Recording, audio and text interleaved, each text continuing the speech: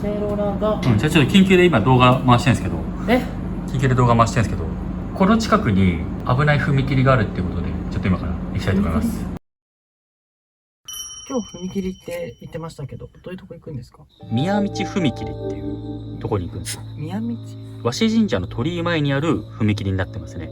あ、鳥居の前。はい。で、そこには下半身だけの幽霊が出るって噂があるみたいです。で、和紙神社は室町時代創建とされるかなり古い神社っていう風になってるんですよ。で、明治18年に鉄道が開通したため、神社の参道を線路が横切る形になったみたいですね。で、この踏切は2007年あたりまで遮断機がなかったらしいんで、自殺や事故がかなり多かったって噂があります。下半身だけの霊っていうのは、夜踏切に行くと上半身が見えずに白っぽい足だけが踏切の近くを歩いてるっていう噂があるらしいです。また、霊感のある人によると、この参道自体が霊道になってるっていうような話なんですよね。ここが下半身の霊が目撃されるっていうような場所で、ここの道が霊道になってるっていうような。めっちゃ真ん中立ってんじゃん。はい。で、霊感のある人はもうここちょっとやばいみたいな、ああ、そういうことを言ってるんですよね。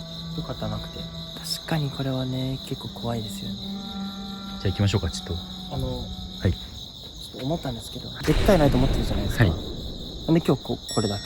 ちょっと民家近いんで、いや、近いけど。はい、ちょっと迷惑かなと思ったんで、今日は省エネでやってるんで。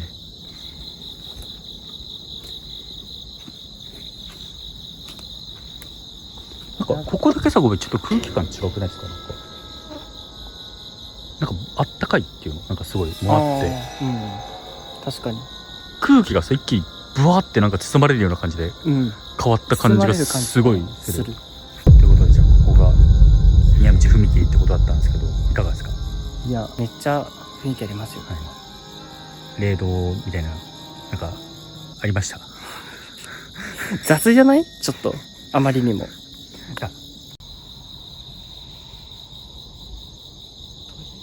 鳥かな？向こうか。こっちじゃないでしょ。こっちでしょ。多分。こ